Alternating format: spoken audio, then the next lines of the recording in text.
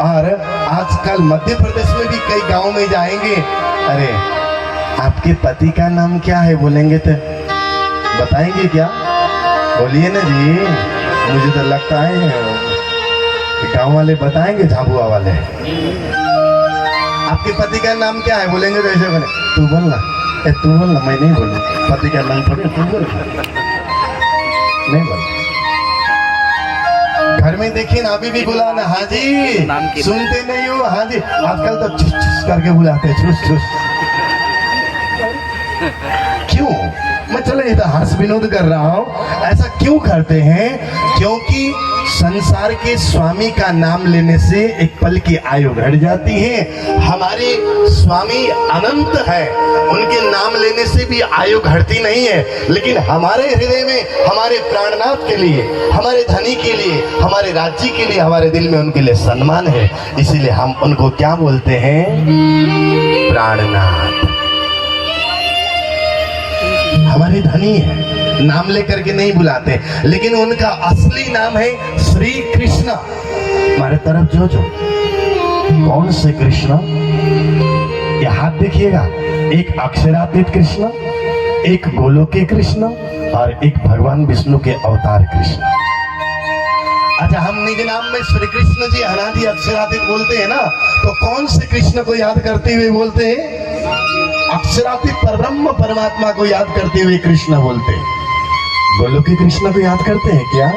बोलिए ना जी, नहीं। भगवान विष्णु के अवतार द्वारकाधीश को याद करते हैं क्या? नहीं, अक्षरातीत। अब अक्षरातीत परब्रह्म परमात्मा का नाम कृष्ण कौन रखने के लिए चले गए? तो शुरू से। इसीलिए महाराज यहाँ कहने का भावार्थ यही है, कुल मिलाकर के सबका कहने का सार यही है कि कृष्ण स्वयं आनंद स्वरूप है, कृष्ण नाम नहीं है। अच्छा, गोलोक श्री कृष्ण के अवतार मथुरा में कंस को वध करने वाले कृष्ण का नाम भी कृष्ण है, और यहाँ आकर के दिल्ली के बगल में जब माखन चोरी की लीला करने वाले नंद बाबा के छोरा का नाम भी कृष्ण है, यशोदा के पुत्र का नाम भी कृष्ण है। अगर इसका मतलब ये नहीं कि परब्रह्म परमात्मा ही यही है। अगर मैं अपने परिवार में यहाँ कितने लोगों का नाम, किसी का नाम कृष्ण होगा, किसी का नाम राज होगा। अब राज बोलते ही क्यों? पराजी है वो। कृष्ण कृष्ण सब कोई कहे, पर भेद न जाने कोई। कृष्ण तो सब कोई कहते हैं, लेकिन भेद नहीं जानते। कृष्ण नाम नहीं है, कृष्ण आत्मा के धनी है, कृष्ण आनंद है, कृष्ण परमानंद है, कृष्ण वाणी है, और कृष्ण ही वाणी है, वाणी ही कृष्ण है। कल महाराज श्री कह रहे थे ना रात में, भागवत ही वाणी है, वाणी ही भागवत है। अच्छा, वाणी में ये कहा है, शास्त्र ले चले सदगुरु सोई, वाणी सकल को एक अर्थ होए। कुछ लोग कहते हैं हम ये शास्त्रों को नहीं मानेंगे, हम ये शास्त्रों को नहीं मानेंगे। तो वाणी में क्या एक चौपाई आती है? चौपाई क्या कहती है वाणी में?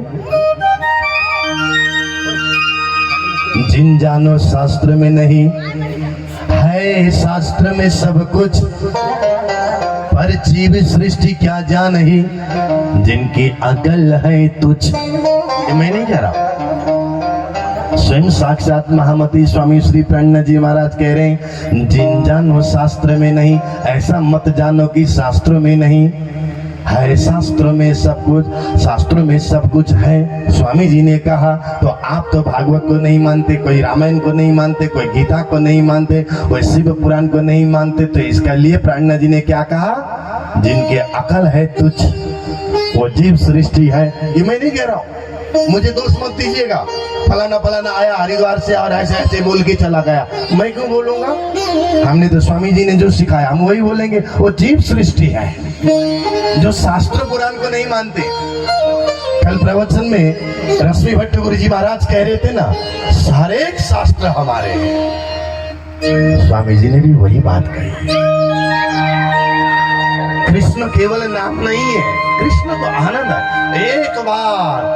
एक बार दाज मिट जाती है जब हृदय से बोलेंगे श्री राधे हे कृष्णा, बोलिए बोलिए हाथ उठा के कृष्णा बोलिए। तो आप तो शर्मा रहे हैं ऐसे। राधे राधे कृष्णा कृष्णा राज राज श्याम श्याम। आनंद आया कि नहीं आया? वो आलनापुरी खाने में इतना आनंद नहीं आता जितना नाम लेते हुए आनंद आता है। वो आनंद ही कृष्णा है। और एक बात बोलूं, क्योंकि शराब पीने वाले और पीने के बाद में ये सोचे कि मुझे नशा न चढ़े, ये हो नहीं सकता। और एक बार पानी में डूबने वाले अगर ये सोचे कि मुझे नशा नहीं चढ़ेगा, पर ये भी हो नहीं सकता। कृष्ण स्वयं साक्षात परब्रह्म परमात्मा है। और एक बात और, चाय पीने वाले कब तक चाय पिएगा? जब तक जिएगा तब तक चाय पिएगा।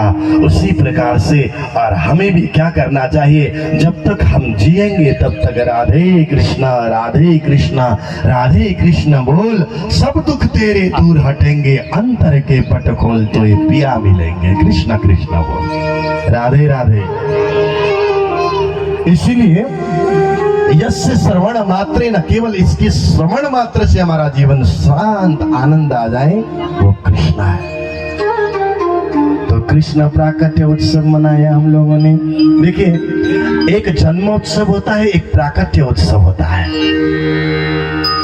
जन्म उत्सव जो जन्म लेने के बाद मृत्यु होती है, और एक प्राकट्य होते हैं जो कभी मरते नहीं है। एक बात बोलूं आपको, बोलिए ना जी, है ना? जरिक मुनका तो ऐसे हाँ ही तो कर ही दीजिए।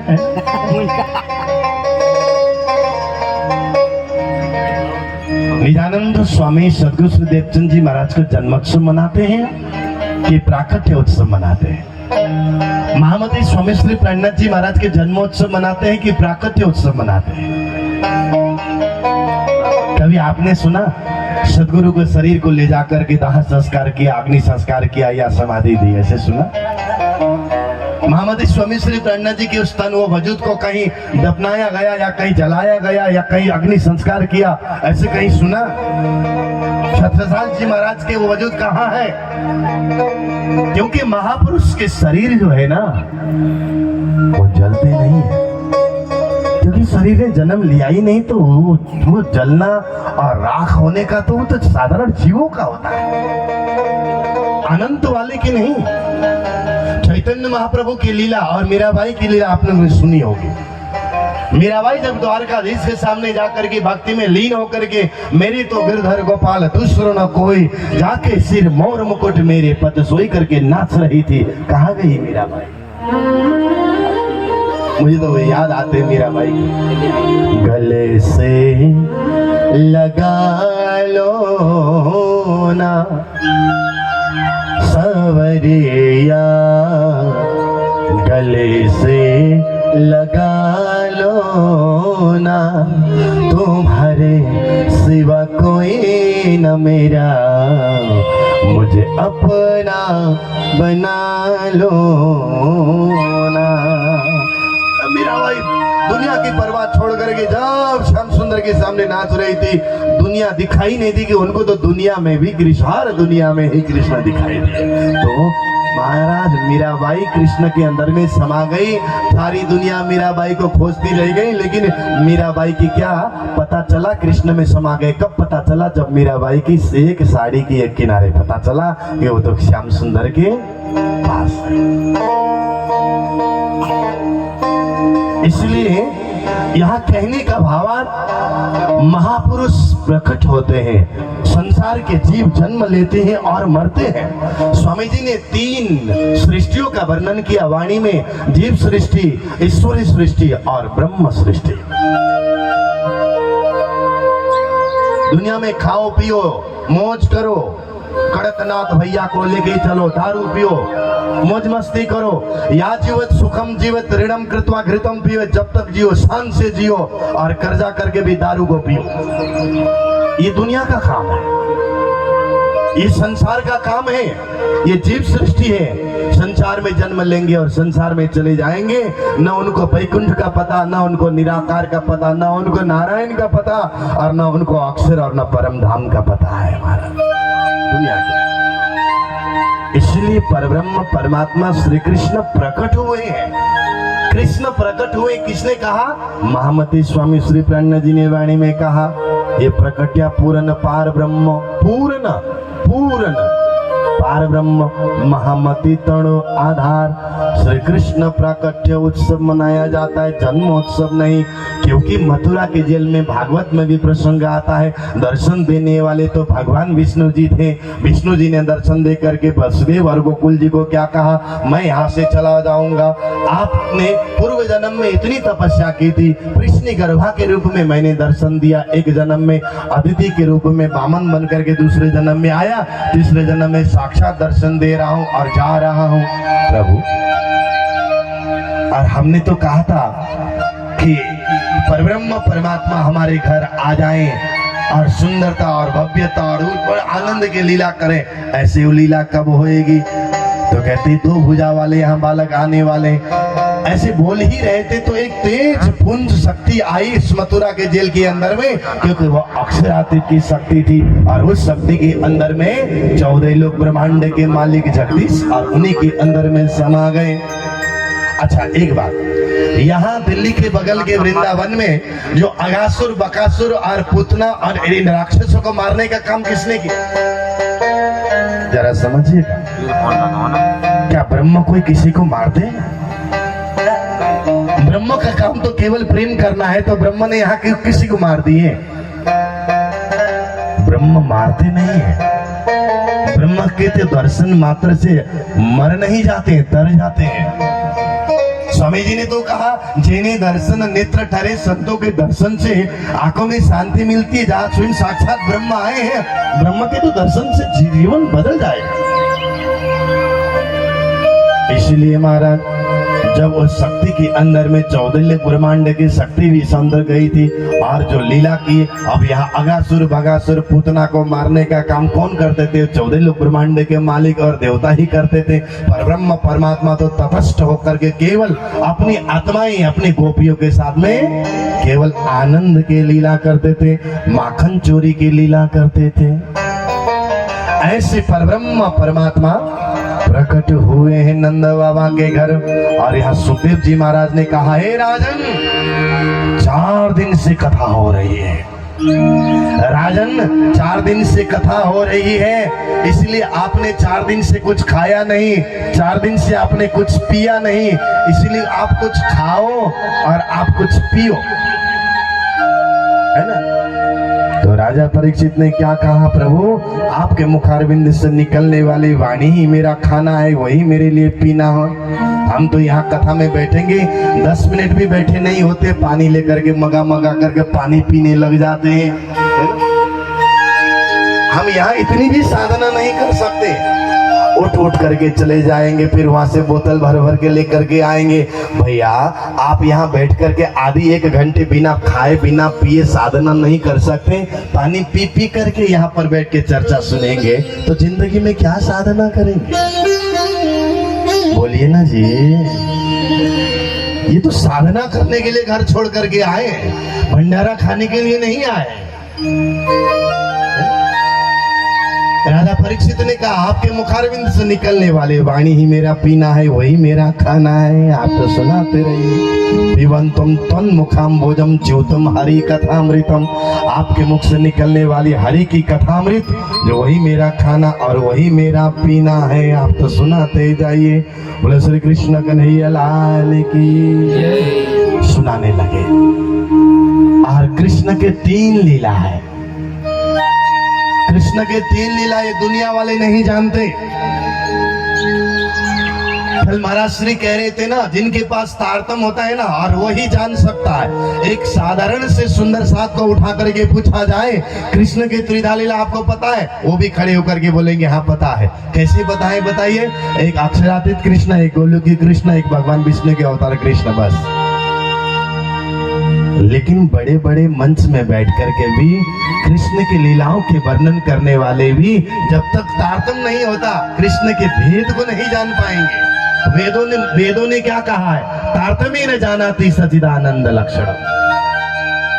बिना तारतम्य सच्चिदानंद परब्रह्म परमात्मा के लक्षण नहीं जान सकते, इसलिए तारतम्य चाहिए।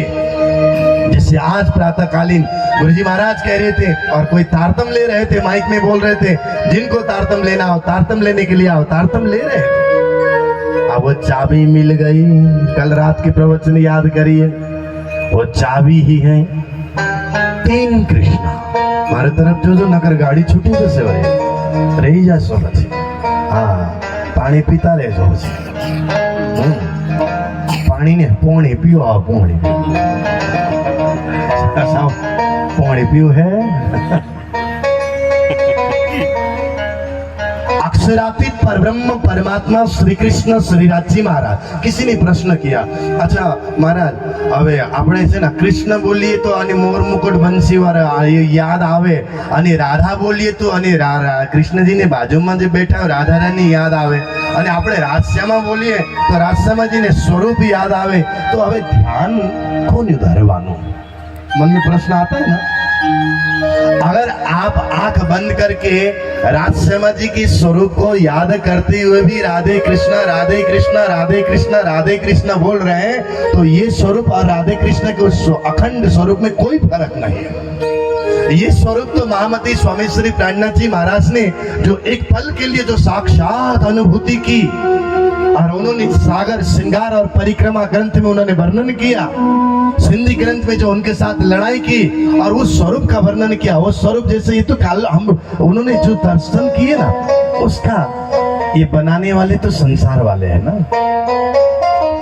स्वयं साक्षात प्राणनाथ जी महाराज धरती में आए ना, अगर वो खुद ही दौड़ते तो शायद इससे भी सुंदर होता।